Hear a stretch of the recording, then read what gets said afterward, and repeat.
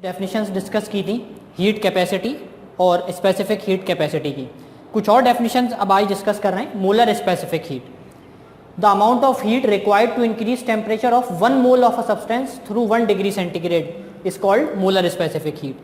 अब मैं ये बात कर रहा हूँ कि मेरे पास जो अमाउंट ऑफ सब्सटेंस है वो कितना है, 1 मोल।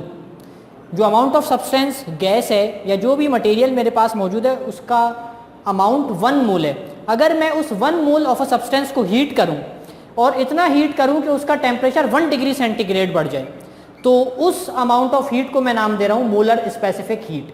Delta Q is the amount of heat, N is the number of moles small n and delta T is the change in temperature. कितनी हीट डेल्टा Q मुझे प्रोवाइड करनी है n नंबर ऑफ मोल्स को कि delta T amount का temperature बढ़ जाए, उसे मैंने नाम दे दिया है मोलर स्पेसिफिक हीट का। जब मैंने लास्ट टाइम स्पेसिफिक हीट और स्पेसिफिक हीट कैपेसिटी डिस्कस किए थे तो वहाँ पे स्मॉल c और कैपिटल C को सिंबल के तौर पे यूज़ किया था। अब यहाँ पे मैं मोलर स्पेसिफिक हीट की बात कर रहा हूँ तो मैंने C बार को यूज़ किया है, C dash, C prime, C के ऊपर एक ज़बर लगा दिया है, this is C prime.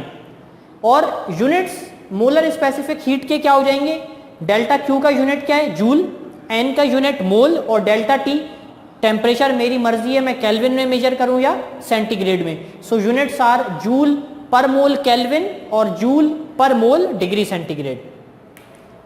Now the next is I want to derive a relation between specific heat capacity small c and molar specific heat the above which I have describe. मुझे एक relation drive करना है specific heat capacity जो मैंने last video में discuss किया था, जिसे मैंने स्मॉल c से रिप्रेजेंट किया है, और मोलर स्पेसिफिक हीट जो मैंने ऊपर डेफिनेशन बताई है। इन दोनों के दरमियान मुझे एक रिलेशन ड्राइव करना है। Specific heat capacity last video में मैंने डेफिनेशन बताई थी और उसका फॉर्मूला भी बताया था, small c equals delta Q upon m delta T। Delta Q amount of heat है जो मैं प्रोवाइड कर रहा हूँ, m उस सब्सटेंस का मास है और delta T change in temperature है कि कितनी amount of heat m mass of substance को प्रोवाइड करने से डेल्टा T अमाउंट का टेम्परेचर बढ़ जाए। वो रेशियो मेरे पास क्या कहला रहा है, specific heat capacity which is small c here. थोड़ा सा मैंने इस रिलेशन को अरेंज कर लिया है, तो डेल्टा Q की वैल्यू आ गई है मेरे पास mc delta T। This is equation number 1। एक फॉर्मूला हमने 9 केमिस्ट्री में पढ़ा है कि अगर n नंबर ऑफ मोल्स हैं हमारे पास, m मास ऑफ सब्सटेंस है और कैपिटल M मॉलिक्यूलर मास है, सो नंबर ऑफ मोल्स हम कैलकुलेट कर सकते हैं mass of substance divided by molecular mass या atomic mass. Small m is the mass of substance, capital M is the molecular mass और atomic mass जो भी है, and n is the number of moles. जहां से मेरे पास small m की वैल्यू आ जाएगी small n into capital M equals small m।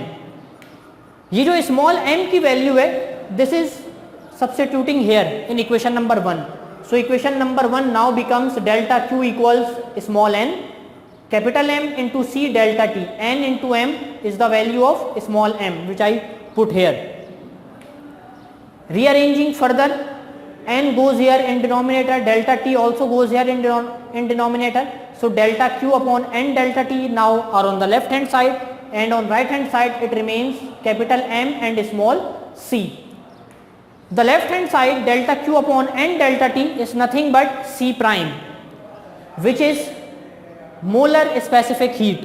Capital M is the molecular mass and small c is the specific heat. So this is the relation between specific heat capacity small c and C prime molar specific heat. एक चीज मैं इस relation से और बताना चाह रहा हूं, मोलर स्पेसिफिक हीट की एक डेफिनेशन तो मैंने वहां पे लिखी है, एक और डेफिनेशन यहां से मेरे पास आ गई। m मॉलिक्यूलर मास है, C स्पेसिफिक हीट कैपेसिटी है। The product of specific heat capacity and molecular mass is also called molar specific heat, क्योंकि लेफ्ट हैंड साइड क्या है, मोलर स्पेसिफिक हीट। सो ये किसके इक्वल है, molecular mass multiplied by specific heat capacity, जिसको मैंने यहाँ पे डेफिनेशन की फॉर्म में लिख दिया है। एक और डेफिनेशन है latent heat of fusion, the amount of heat required to convert solid into liquid is called latent heat of fusion. मिसाल के तौर पे एक बर्फ है, एक बर्फ का टुकड़ा है मेरे पास, इट इज अ सॉलिड। अगर मैं उसको हीट प्रोवाइड करूं so it must be converted into a liquid. So कितनी अमाउंट ऑफ हीट मुझे प्रोवाइड करनी है एक सॉलिड को लिक्विड में कन्वर्ट करने के लिए, उस अमाउंट ऑफ हीट को मैंने नाम दे दिया है लेटेंट हीट ऑफ फ्यूजन। ठीक है, ओके, दैट्स इट।